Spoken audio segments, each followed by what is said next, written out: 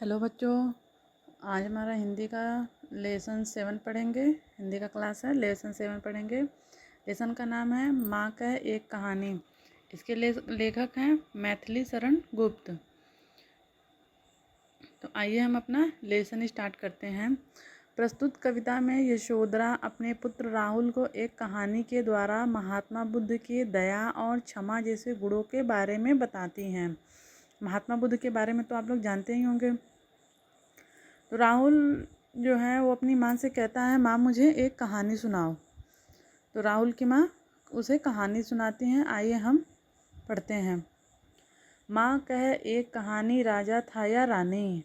माँ कह एक कहानी, तू है हठी मान धन मेरे, सुन उपवन में बड़े सवेरे, तात भ्रमण करते थे तेरे। जहाँ सुरभि मन मानी, जहाँ सुरभि मन मानी। हाँ माँ यही कहानी। राहुल इसमें अपनी माँ से कहानी कहने के लिए कहता है, तो उसकी माँ यशोधरा जो है वो राहुल को कहानी सुनाती हैं। तो इसमें देखिए क्या कह रही हैं। राहुल अपनी माँ यशोधरा से कहता है, माँ एक कहानी सुनाओ जिसमें राजा और रानी की हो। यशोधरा कहती है कि पुत्र तू हठ करता है, हठ यानी जिद करता है तो सुन। एक दिन तेरे पिता बगीचे में घूम रहे थे। वहाँ फूलों की सुगंध चारों ओर से फैल रही थी। इतना सुनकर राहुल कह उठता है कि हाँ माँ मुझे यही कहानी सुननी है।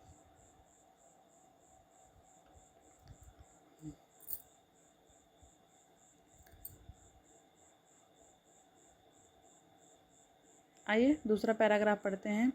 वड़ वड़ के फूल खिले थे, झलमल कर हिम बिंदु मिले थे। हल्के झोंके हिले मिले थे, लहराता था पानी। हाँ हाँ यही कहानी।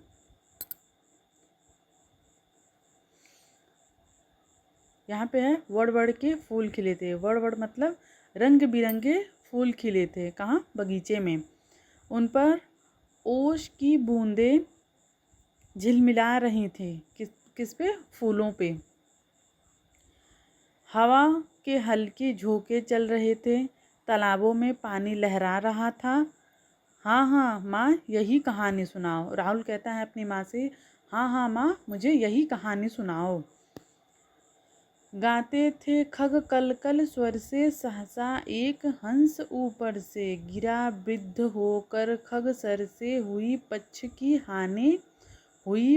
की हानि, करुणा भरी कहानी। कल कल पक्षी कल कल की आवाज़ में गा रहे थे। उसी समय अचानक नुकीले तीर से घायल होकर एक हंस नीचे गिरा। उसके पंख घायल हो गए थे।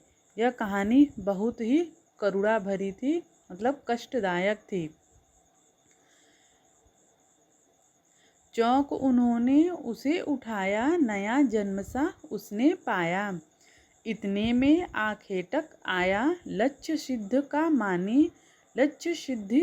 का मानी, कोमल कठिन कहानी।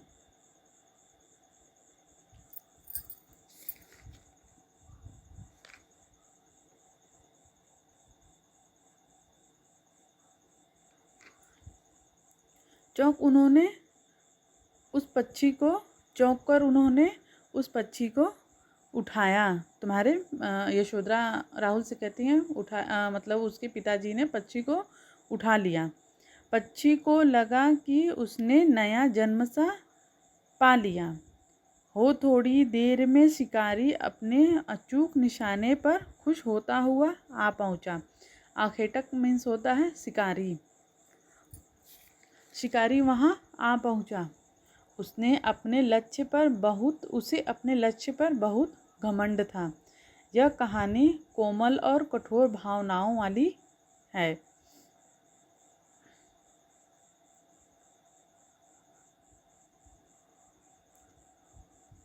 मांगा उसने आहत पक्षी, तेरे तात किंतु थे रक्षी। तब उसने जो था खग भच्छी हट करने की ठानी। अब बढ़ चली कहानी। यहाँ पे है तात मांग उसने आहत पक्षी। आखेटक ने घायल पक्षी पर अधिकार जताना चाहा। आखेटक जो शिकारी था वो घायल पक्षी पे अपना हक जताने लगा। लेकिन तुम्हारे पिता उसकी रक्षा करने वाले थे। तब मांस खाने वाला वह व्यक्ति उसके पास उससे वापस करने के लिए जिद करने लगा। इस प्रकार कहानी आगे बढ़ चली। हुआ विवाद सदय निर्दय में, उभय आग्राही थे स्वय विषय में। गई बात तब न्यायालय में, सुनी सभी ने जानी। व्यापक हुई कहानी।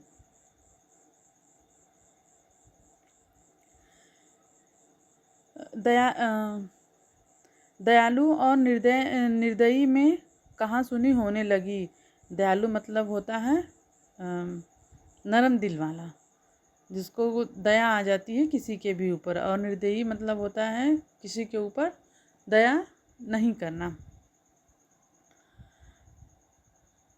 दयालु और निर्दयी में कहा सुनी होने लगी। दोनों ही अपने अपने विषय पर तर्क करते थे। तब बात राज्य के न्यायालय में गई। तब सभी लोगों ने कहानी को सुना जाना और यह कहानी व्यापक हो गई। राहुल तू निर्णय ले इसका, न्याय पक्ष लेता है किसका। कह दे निर्भय जय हो जिसका, सुन लूँ तेरी बानी। माँ मेरी क्या बानी, मैं सुन रहा कहानी।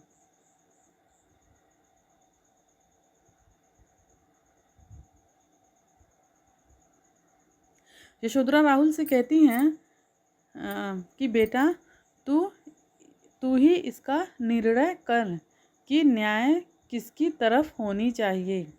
तू निर्भय होकर बता।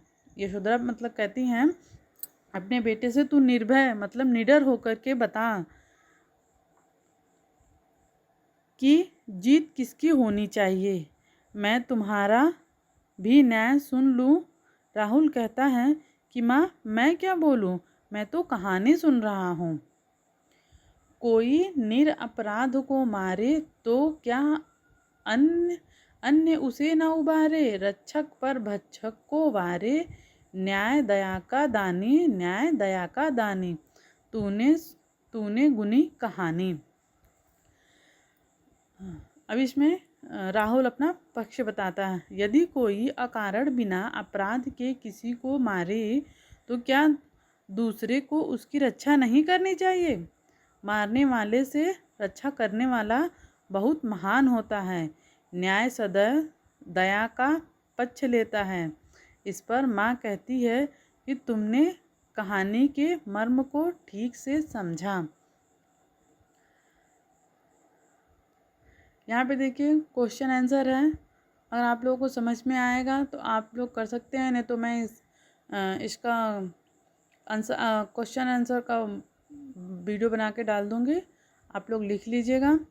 और कहानी अच्छी लगे तो चैनल को सब्सक्राइब कर लीजिएगा। और ऐसे ही हम अच्छे वीडियो डालते रहेंगे।